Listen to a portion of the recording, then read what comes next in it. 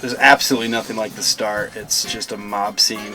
It's dark, it's early. When the gun goes off and it starts, chances are you're going to be back from the starting line, and it's going to take you a while to cross that start line, but the energy is just awesome there. So for me, the hard thing is just to not get caught up in all the excitement and start running above my pace. This is a nice, easy start. Everybody should really be taking it easy at the beginning.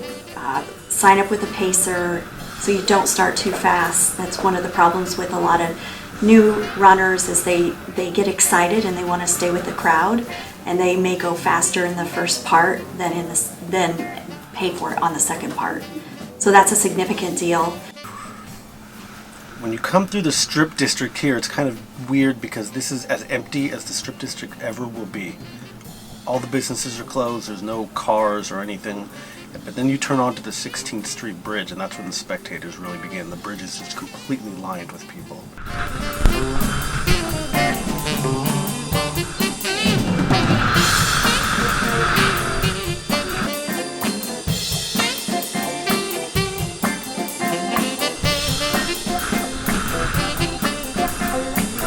Coming around the Commons, there is a pinch point as you come back down into the North Shore. So just be aware, roads are imperfect, and unfortunately we can't make them wide once they're built. So we had to bring you down the Commons, and there's a little bit of a pinch point, but it really doesn't last for more than about 250 feet, and you're free to go, and that's where the pinch point is.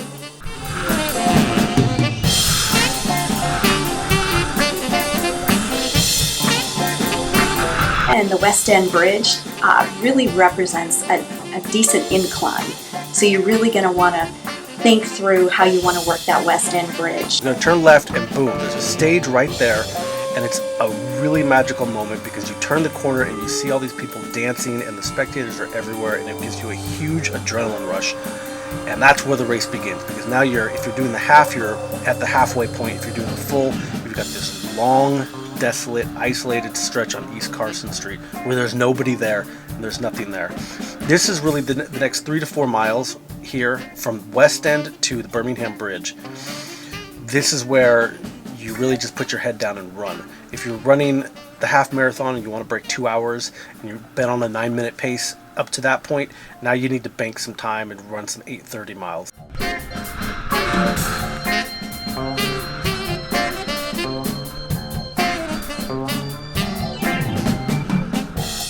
The thing I remember most is the smell of bacon, because all of these restaurants as you're coming through are getting prepped for brunch or breakfast, and so you really get this strong smell of bacon as you run down East Carson.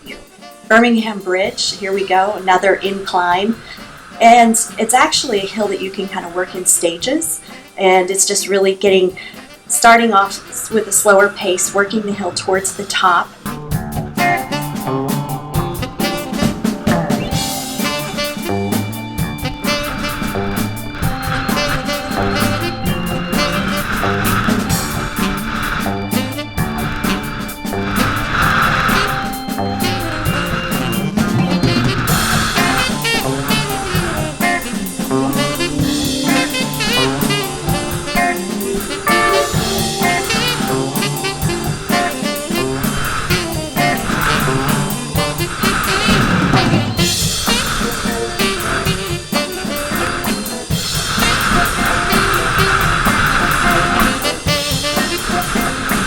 Now going through Homewood represents a nice, mostly flat.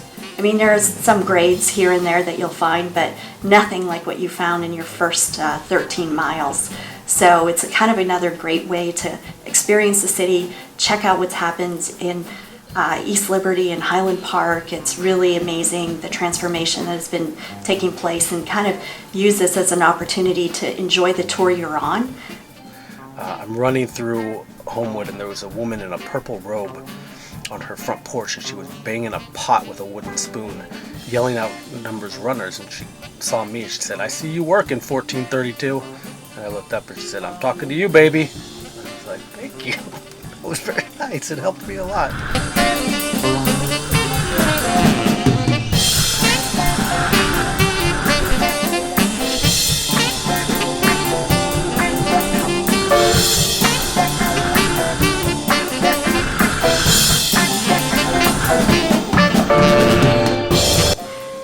the people in Bloomfield have been fantastic. They've come out every year. They've celebrated the marathon. They're really proud that the marathon comes right through their neighborhood. So they really like to do a lot of different things in Bloomfield. You'll see neighborhood people just coming out off their porches to watch you run. So take advantage of those crowds. Take your mind off what's happening to your body at this point because you're beyond mile 20. And the first time that I ran it, my legs were cramping. I had this big blister forming in my foot. Everything hurt and I was just miserable and I wanted to cry when I saw that it was a hill. And they were handing out little Dixie cups full of beer.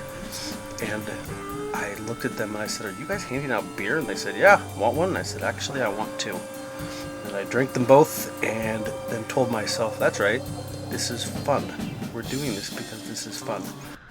At this point, you may have been needing to start walking, which is fine. There's a medal at the end just for everybody who finishes the event. So don't feel bad if you need to walk.